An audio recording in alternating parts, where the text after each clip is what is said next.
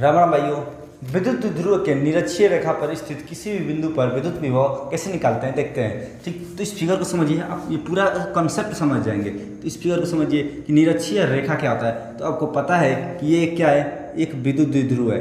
विद्युत द्विध्रुव नहीं है, एक द्विध्रुव है। द्विध्रुव है और इस पर हम लोग आवेश रख देंगे, यानी कि Q आवेश रख देंगे तो ये हमारा विद्युत द्विध्रुव हो जाएगा। ठीक, तो इस पर हम लोग एक पर हम लोग प्लस Q आवेश रखते हैं, दूसरे पर माइनस Q आवेश रख देते हैं, तो ये हमारा विद्युत द्विध्रुव हो जाएगा। और इसकी जो लंबाई होगी वो 2L होगी।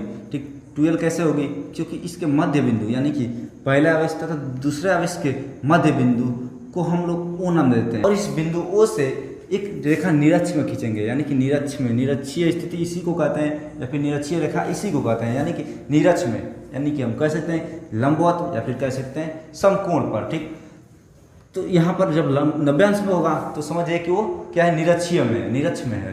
ठीक, तो जब यहाँ पर हम लोग R दूरी पर ये हम लोग रेखा खींचे, R दूरी पर एक बिंदु P ले लेते हैं, यानी कि हम कह सकते हैं कि हम लोग एक विद्युत द्विध्रुव लिए हैं और उसका जो मध्य भाग है वो O है, और O से R दूरी पर एक बिंदु P है जिस पर हम लोग को विद्युत विभव निकालना है, यानी कि V निकालना है, विद्युत विभव निकालना है, यानी कि V का मान निकालना है।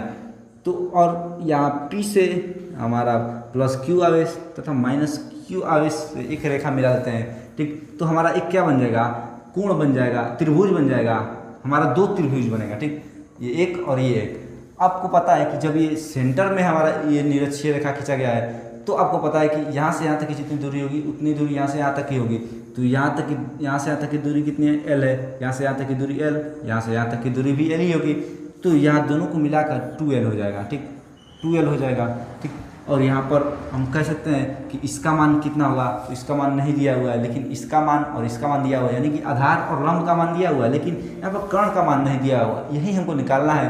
तो ये निकालेंगे तो हमारा क्या आएगा, तो हमारा आएगा R square plus L square. ठीक, यहाँ पर समझिए कैसे है, हम लोग जब इसको निकालना होता है, यानी कि कर्ण जब निकालना होता है तो हम लोग लंब और आधार को जोड़ लेते हैं, यानी कि इसको और इसको जोड़ लेते हैं, तो हमारा R square plus L square आएगा। और यदि आपको इसके बारे में फुल वीडियो चाहिए तो हमारे चैनल वीडियो बनाकर अपलोड किया गया है। आप अमर स्टडी तथा ये टॉपिक निरक्षीय रेखा में विद्युत विभव कैसे निकालते हैं ये सर्च करेंगे तो हमारा वीडियो आएगा, आप वहाँ पर जाकर अच्छे से एक्सप्लेन किया गया है, देख सकते हैं।